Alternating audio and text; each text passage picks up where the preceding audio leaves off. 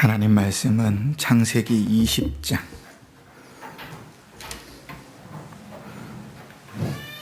14절로 18절까지입니다. 제가 봉독합니다. 구약성경 25쪽 창세기 20장 14절부터 봉독합니다. 아비멜렉이 양과 소와 종들을 이끌어 아브라함에게 주고 그의 아내 사라도 그에게 돌려보내고 아브라함에게 이르되 내 땅이 내 앞에 있으니 내가 보기에 좋은 데로 거주하라 하고 사라에게 이르되 내가 은 1000개를 내 오라비에게 주어서 그것으로 너와 함께한 여러 사람 앞에서 내 수치를 가리게 하였노니 내 일이 다 해결되었느니라. 아브라함이 하나님께 기도하매 하나님이 아비멜렉과 그의 아내와 여종을 치료하사 출산하게 하셨으니 여호와께서 이왕에 아브라함의 아내 사라의 일로 아비멜렉의 집의 모든 태를 닫으셨음이더라. 아멘. 한 주간도 평안하셨습니까? 네. 오늘 7월 첫 주일도 우리가 맥주감사절 예배로 하나님께 드립니다. 맥주감사절 예배로 드리니까 맥주감사절 예배를 어떠한 자세로 드려야 하는지 그 의미가 무엇인지를 한 번은 짚고 넘어가야 되겠다 이렇게 생각을 합니다. 우리는 성경에서 맥주절을 지키라 하는 명령을 읽습니다. 구약 성경에 정확하게 맥주절을 지키라는 구절이 딱 두 군데 나오는데 하나는 출애굽기 23장 16절이고 또 하나는 출애굽기 34장 22절입니다. 그런데 문제가 무엇인가 하면 먼저 출애굽기 23장 16절의 경우에 우리말 성경에 맥주절을 지키라 이렇게 되어져 있는데 이 단어가 문제입니다. 한글 성경은 다 맥주절이라 이렇게 번역되어 있지만 사실 히브리어 성경에서는 맥에 해당되는 보리에 대한 언급이 없습니다. 그래서 굳이 히브리어 성경을 그대로 바꾸면 수확절, 추수절 이렇게 됩니다. 그래서 모든 영어 성경은 다 맥주절이라고 번역하지 않고 수확절이라는 의미의 Festival of Harvest나 Feast of Harvest라고 번역이 되어져 있습니다. 그러니까 우리말 성경의 번역에 약간 의심이 있는 거죠. 또 하나 출애굽기 34장 22절에도 맥주절을 지키라는 말이 있습니다. 77절 곧 맥주의 초실절을 지키고 이렇게 기록되어져 있는데 이 부분은 더 큰 문제입니다. 우리가 읽고 있는 개혁성경과 개혁개정판 성경에만 맥주의 초실절 이렇게 기록되어 있고 다른 번역본 한글 성경도 역시 다 뭐라고 번역되어 있냐면 미래 처음 거둘 때 이렇게 번역되어 있습니다. 공동번역 성경이나 새번역 성경이나 현대인의 성경이나 모든 다른 한글 성경 번역은 다 미를 처음 거둘 때 이렇게 되어 있어요. 왜냐하면 히브리어 원문에 보리라고 되어 있지 않고 밀이라고 되어져 있기 때문에 그렇습니다. 이게 보리와 밀은 엄연히 다르죠? 전혀 다른 것입니다. 그러면 이스라엘 백성들은 보리를 추수한 적이 없는가? 아니요, 있습니다. 이스라엘 백성은 우리하고 달라서 추수를 3번 했거든요. 처음 우리 달력으로 따지면 이스라엘 달력은 좀 다르니까 우리식 달력으로 따지면 3월, 4월에 제일 먼저 보리를 추수하고 그 다음에 좀 지나서 한 7주 정도 지나서 5월, 6월쯤 돼서 밀을 추수합니다. 그리고 우리의 가을에 해당되는 9월, 10월쯤 가면 과일이나 포도 같은 것들을 추수하거든요. 그게 모든 추수의 끝입니다. 그러니까 이스라엘 백성은 그렇게 3번 추수를 하는데 문제는 뭔가 하면 3월, 4월 달에 보리를 추수할 때는 이스라엘 백성의 절기로 언제냐 하면 무교절 때입니다. 그러니까 무교절 때 보리의 추수를 하고 그리고 그 보리의 첫 추수를 한 때로부터 7주 7 안식일을 지나서 우리가 읽은 대로 77절이라고 표현하는 우리가 맥주절이라고 말하는 그때에 밀을 추수하기 시작하지요. 그러니까 우리가 레위기 23장에 그 내용들이 잘 자세히 나와 있는데 그 내용을 그대로 받으면 우리가 지금 지키고자 하는 77절, 이 맥주절은 성경에서는 사실은 밀을 추수할 때입니다. 보리, 맥자의 보리가 아니고. 그렇게 보리의 추수와 밀의 추수가 연결되어져 있는 것은 어디서 확인이 되냐면 룻기서에 보면 확인이 됩니다. 룻기서 2장에 보면 이렇게 기록되어 있어요. 이에 룻이 보아스의 소녀들에게 가까이 있어서 보리 추수와 밀 추수를 마치기까지, 이렇게 기록돼요. 보리 추수와 밀 추수를 마치기까지. 그렇게 쭉 추수가 연결되어지고 이스라엘 백성들은 그 시기들이 추수의 시기들인 것입니다. 또 한 가지 생각해 볼 것은 이런 이제 7절의 절기가 신약 성경에 와서는 더 이상 언급되지 않습니다. 맥주절이 우리로 인해서 중요한 절기면 신약 성경에도 주어져야 되잖아요. 그런데 이 77절이라는 이름으로 신약 성경에는 기록되지 않고 다른 이름으로 바뀌어 우리에게 익숙하게 들려집니다. 그게 뭔가 하면 오순절입니다. 그러니까 왜 이름이 그렇게 바뀌는가? 하나님은 보리를 드렸느냐 밀을 드렸느냐에 관심이 있는 게 아니에요. 그지요? 그것이 무슨 의미가 있는가? 거기에 관심이 있습니다. 그러니 우리가 이제 맥주절을 지낼 때, 맥주감사절을 지낼 때 성경에 이렇게 써 있잖아. 이렇게는 이야기하지 마시라고 지금 말씀드리는 겁니다. 그런데 우리 조상들은 대대로 우리나라의 기독교는 맥주감사절을 지켰습니다. 특히 7월 첫 주에. 그죠? 그럼 그것은 무엇이 문제인가? 문제가 아닙니다. 잘 생각해 보십시오. 우리나라는 미국같이 특수한 경우가 있습니다. 미국의 추수감사절은 성경에 있는 것이 아니죠. 미국이 처음 만들어져서 메이플라워를 타고 영국에서 미국 대륙에 도착했는데 먹을 것이 없어서 굶어 죽을 때 원주민들의 도움을 받아서 뿌려서 추수한 것을 감사함으로 드린 예배가 시작이 돼서 추수감사절 예배가 됐습니다. 미국의 특수한 상황이지요. 근데 우리나라의 맥주감사절도 이런 특수한 상황이 있습니다. 왜냐하면 일제를 지내고 6.25를 지난 다음부터 우리나라는요, 추수한 다음에 그 추수한 것으로 1년을 먹고 사는 일이 너무 어려웠습니다. 그래서 추수한 곡식은 이미 3월, 4월 되면 다 떨어져 나가고 5월, 6월에 뭐가 있었어요? 보리를 추수하기까지 보릿고개라는 게 있었어요. 너무 힘들고 어려웠습니다. 그러니 우리 조상들은 이제 신앙을 받아들이고 믿음을 가지고 살아가면서 그 보릿고개를 지나 보리를 추수하고 하나님 앞에 살게 하신 것에 대한 감사, 거두게 하신 것에 대한 감사, 먹게 하신 것에 대한 감사로 맥주 감사의 예배를 하나님 앞에 드렸습니다. 자, 그런데 문제는 뭔가? 이제 더 이상 대부분의 사람들이 농업을 하지 않고 세대가 바뀌어가지고요, 농사를 짓는 사람들은 소수고 다 산업과 경제의 발전 때문에 다른 일들을 하잖아요. 미국도 마찬가지입니다. 이제 추수를 하는 사람들은, 농사를 짓는 사람들은 그렇게 많지 않아요. 그럼에도 불구하고 미국은 여전히 뭐해요? 추수감사절 예배를 드립니다. 왜 그렇지요?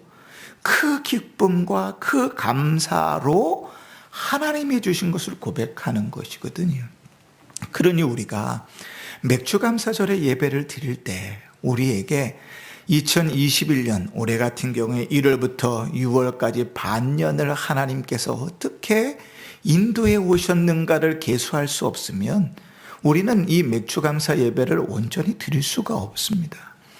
왜냐하면 우리는 보리단도 하나 쌓아놓지 않고 드리잖아요. 그죠?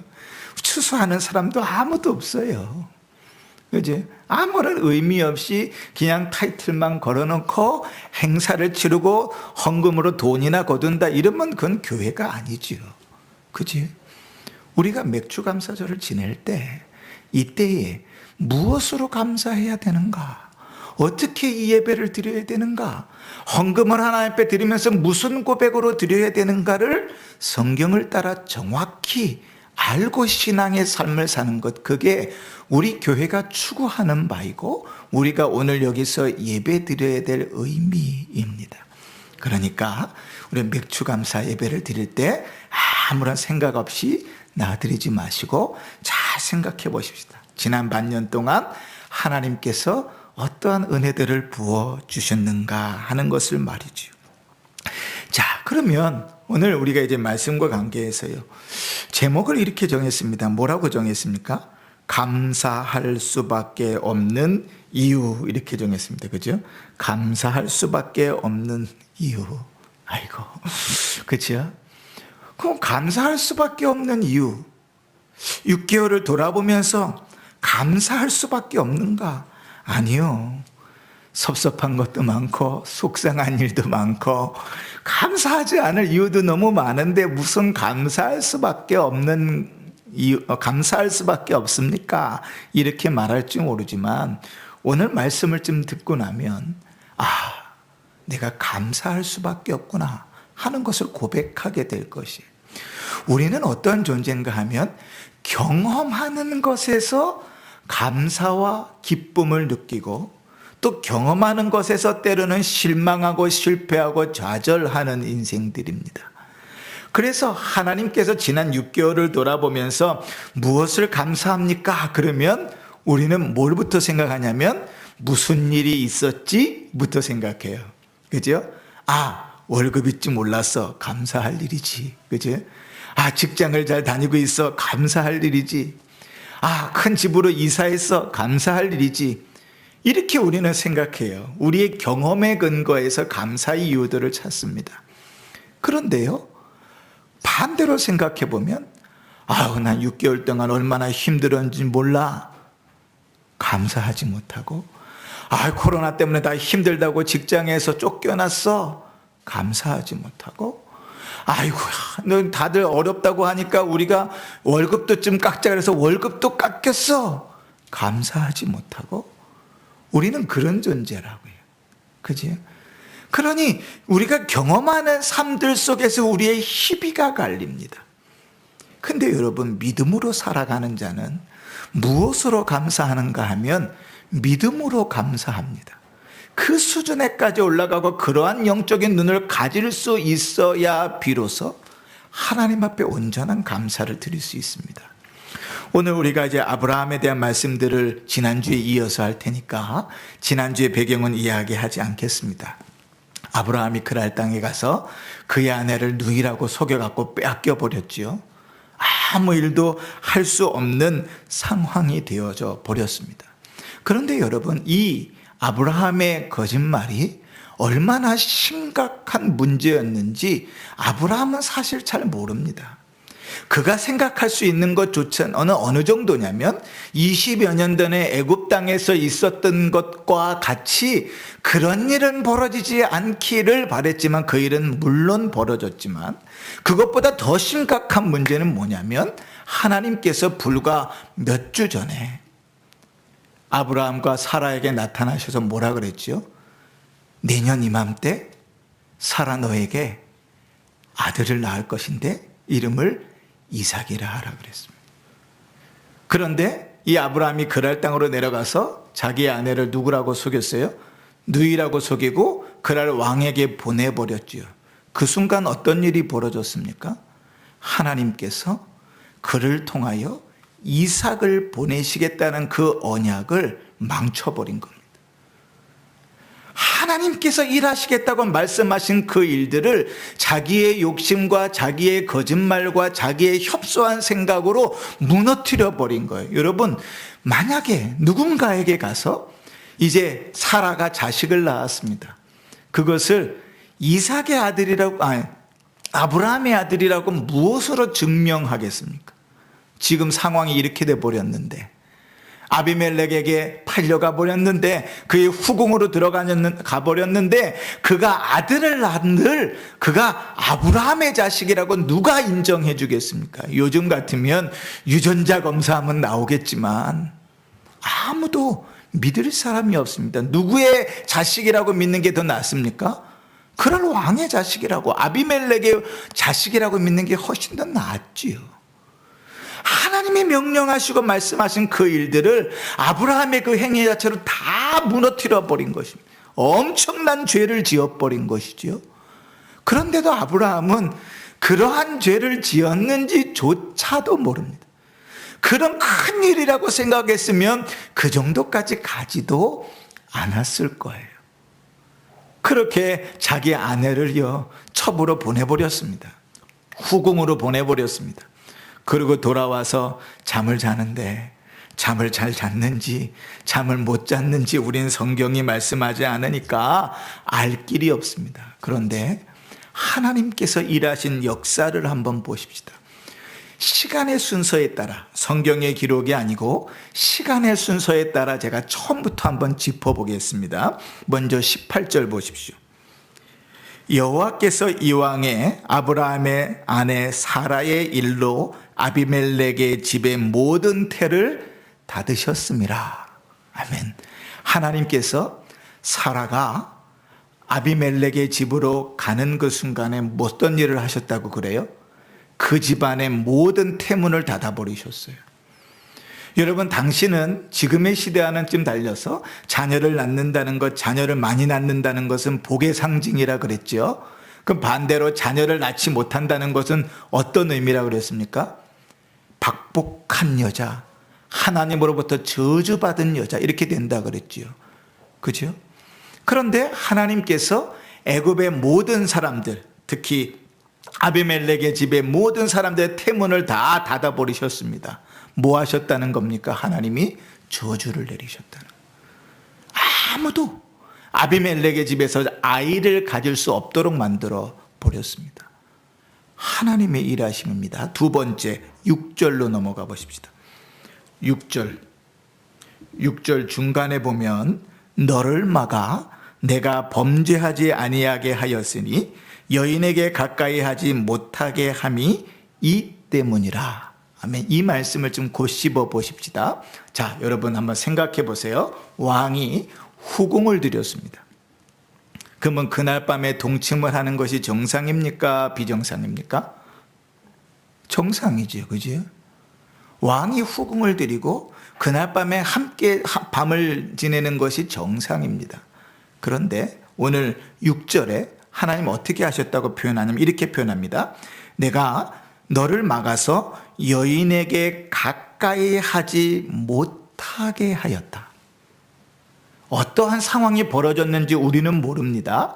그가 일찌감치 낮술에 취해서 그냥 먼저 잤든지 하여튼 다른 업무를 보느라고 후궁들에 들어가지 못했는지 어떤 상황이 벌어졌는지 몰라요. 한 가지 확실한 것은 무엇인가 하면 하나님이 그 밤에 그 왕이 아비멜렉이 사라와 동침하지 못하도록 막으셨다. 세 번째를 보십시다. 3절입니다.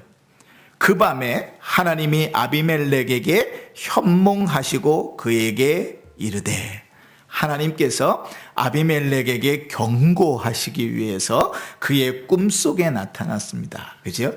우리는 꿈에 나타났다고 현몽하다 그러잖아요. 근데 히브리어가 되게 재밌습니다. 이 현몽하다는 히브리어의 원래 뜻을 그대로 풀면 이렇게 됩니다. 꿈속으로 들어가다, 이렇게 돼요. 하나님께서 아비멜렉의 꿈속으로 찾아가셔서 그에게 경고하시며 그에게 말씀하시는 겁니다. 네 번째로 보십시다. 7절 볼게요. 이제 그 사람의 아내를 돌려보내라. 그는 선지자라. 그가 너를 위하여 기도하리니 내가 살려니와 내가 돌려보내지 아니하면 너와 내게 속한 자가 다 반드시 죽을 줄 알라. 하나님께서 그 남편 같지도 않은 아브라함을 높이십니다. 뭐라고 높이세요? 그는 선지자라. 그 모든 문제를 풀 수 있는 열쇠를 누구에게 주십니까? 아브라함에게 주십니다.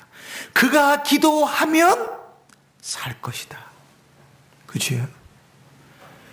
우리 같으면, 저 같으면 아브라함이 얄미워서라도, 이게 처음 있는 일도 아니고 애굽에서 그만큼 가르쳤지 않습니까? 그러면 아브라함은 이 정도 봐줘도 아브라함을 높이진 않을 것 같아요. 그런데 하나님은요, 아브라함을 존중히 높여주십니다. 그리고 그 아브라함을 이렇게 높여주심으로 다섯 번째, 이제 21장, 22장, 23장에 계속 나오는데 아브라함의 가정은 그 그랄 땅에서 머물러 삽니다. 거기서 아들 이삭도 낳고 거기서 하갈과 이스마엘을 떠나보내기도 하고 거기서 우물을 파고 거기서 아비멜렉으로 하여금 하나님의 사람이라고 인정을 받도록 하십니다. 그러고 나서야 이제 세월이 지나 다시 헤브론으로 올라갑니다. 근데 여러분, 제가 이렇게 쭉 5가지 이유를 들었잖아요. 그 5개 이유 중에 아브라함이 알고 있었던 게 뭘까요? 중요한 키포인트는 거기에 있습니다. 그 5개 이유 중에 아브라함이 알고 있었던 게 뭘까요? 혹은 아브라함이 예상했던 게 뭘까요? 하나님께서 그 집을 저주하시고 태문을 막으셨던 걸 아브라함이 알았을까요? 하나님께서 그 가운데 역사하셔서 사라와 아비멜렉이 잠자리에 들지 못하도록 막으셨다는 사실을 아브라함이 알았을까요? 하나님이 그의 꿈속에 나타나셔서 그에게 경고하시고 살아날 방법을 가르쳐 주셨다는 것을 아브라함이 알았을까요?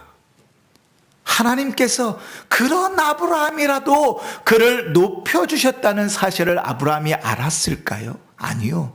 아브라함은 전혀 몰랐습니다. 언제 알았습니까? 아비멜렉이 아침에 일찍이 그를 불러서 그에게 화를 내면서 그 모든 상황들을 설명하였을 때 비로소 알았습니다. 여기에 우리가 감사할 수밖에 없는 이유가 있습니다. 여러분, 우리는 늘 무엇으로 감사한다고요? 경험한 것으로만 감사합니다. 그지? 내가 경험했더니 좋은 일이 있었고 월급이 올랐고 건강했고 아픈 데서 나았고 집을 샀고 좋은 일이 있을 때 내가 경험한 일로만 감사합니다. 그런데 지금 내가 경험하지 않고도 우리가 볼 수 있는 게 뭐야? 하나님께서 내가 알지도 못하고 힘쓸 수도 없고 계획하지도 못한 그 일들을 우리보다 앞서 행하심으로 우리를 보호하시고 지키시고 인도해 가고 계셨음을 아브라함을 통하여 확인하게 하시는 거예요. 그러니 우리가 경험하는 일로가 아니라 믿음으로 하나님께 감사한다는 것은 주의 말씀이 우리보다 앞서 가셔서 우리를 보호하시고 우리를 인도하시고 우리를 위하여 싸우시는 그 하나님을 믿음으로 볼 때 우리의 두 눈으로 확인하지 않아도 우리의 두 귀로 확인하지 않아도 성경을 통하여 하나님께서 그렇게 행하시는 것을 믿음으로 감사할 수밖에 없는 것입니다. 이스라엘 백성 아브라함에게만 그랬을까요? 아니요. 이스라엘 백성에게도 여전히 하나님 그러셨습니다. 광야 생활을 이스라엘 백성이 했잖아요. 40년 동안 얼마나 말을 안 들었어요. 그죠? 정말 질리도록 말을 안 들었어요. 지들 마음대로 살았거든요. 하나님께서 때로는 혼도 내시기도 하고 때로는 매를 들기도 하고 때로는 얼르시기도 하고 때로는 달라는 거 주시기도 해가면서 40년을 그대로 끌고 오셨어요. 그런데 그 내용을 딱 정리하면서 이렇게 신명기 1장에 기록합니다. 광야에서도 너희가 당하였거니와 사람이 자기의 아들을 아는 것 같이 너희 하나님 여호와께서 너희를 걸어온 길에서 너희를 안으사 이곳까지 이르게 하셨느니라. 할렐루야. 아멘. 아멘. 이스라엘 백성이 걸어왔어요. 불평불망하면서 힘들게 그 길을 걸어왔어요. 근데 하나님 뭐라고요? 내가 부모가 자식을 안음같이 너희를 안아서 여기까지 끌고 왔다고 고백합니다. 이스라엘 백성이 가나안 땅에 들어갈 때 하나님께서 이스라엘 백성에게 신명기 31장에 이렇게 말씀하십니다. 여호와께서 이미 말씀하신 것과 같이 내 하나님 여호와께서 너보다 먼저 건너가사 이 민족들을 내 앞에서 멸하시고 내가 그 땅을 차지하게 할 것이며 여호수아는 내 앞에서 건너갈 것이라. 내가 너희보다 먼저 건너가서 우리의 앞에 일하시고 우리의 앞에 가시며 우리가 알지도 못하고 보지도 못하고 생각지도 못한 일들을 하나님이 우리의 앞서 가시면서 그 일들을 해결해 가신다고요. 우리가 노래 찬송할 때 좋아하는 찬송 있잖아요. 나의 등 뒤에서 나를 도우시는 분. 그치? 노래만 좋아하지 마시고 신자는 그런 고백으로 사는 것 아닙니까? 그치? 아브라함 같은 자를 그가 믿음으로 살았기 때문에 하나님께서 그에 앞서서 일해 가셨던 것이 아닙니다. 그가 죄를 짓고 하나님의 원대하신 계획을 그를 칠 뻔하고 하나님 앞에 거짓을 말하고 하나님 앞에 신앙의 자리에서 안주의 자리로 떨어져서 자기의 마음대로 신앙생활하는 그 시대에도 하나님은 그보다 앞서 가셔서 일하고 계셨다고요. 우리가 두 눈으로 확인하는 것이 그것입니다. 그러니 사랑하는 성도 여러분, 어찌 하나님 앞에 감사하지 않을 수 있겠습니까? 그치? 우리의 경험이 아니라 주의 말씀을 통하여 믿음으로 하나님을 바라본다면 어찌 하나님께서 2021년 반년을 지내오면서 우리보다 앞서 가시며 우리를 인도해 오셨다고 고백하지 않을 수 있겠습니까? 우리가 믿음으로 하나님의 말씀을 받는다면 어찌 하나님께서 2021년 상반기를 우리를 안으셔서 여기까지 인도해 오셨다고 고백하지 않을 수 있겠습니까? 그러니 여러분, 우리가 반년을 정리하면서 맥주 감사절로 하나님께 감사 예배를 드릴 때 우리가 감사할 수밖에 없는 것이지요. 사랑하는 성도 여러분, 오늘 이 자리에 예배 드리러 나오시면서 헌금 봉투에 헌금을 준비하고 나오시면서 마음속에서부터 반년을 돌아보며 생각해보니 하나님께서 베풀어 주신 은혜가 너무 감사해서 기쁨으로 찬송하며 나오신 분들이 계십니까? 주님께서 그 복을 더하시기를 주의 이름으로 축원합니다. 그러나 여러분 그러지 않고 그냥 습관처럼 아무런 생각 없이 헌금 봉투에 돈 하나 넣어가지고 그냥 나오셨다면 여러분, 이 예배의 시간에 내가 어떻게 하나님께 감사하고 무엇으로 감사할 수밖에 없는지를 믿음으로 아멘으로 받을 수 있기를 바랍니다. 아브라함의 인생 가운데 그가 그런 대우를 받을 만한 상황이 아님에도 불구하고 하나님께서 그에게 은혜를 베푸시고 그가 죄 가운데 있을지라도 그보다 앞서 가셔서 하나님께서 그를 보호하시고 인도하셨던 것처럼 우리의 인생을 그렇게 이끌어 오시고 지금 여기까지 인도하신 주님이 2021년 남은 반년도 그렇게 인도해 가실 줄을 믿습니다. 그 믿음으로 하나님 앞에 감사하며 예물을 드리고 그 믿음으로 하나님 앞에 감사하며 예배를 드리는 이 시간이 되었으면 좋겠습니다.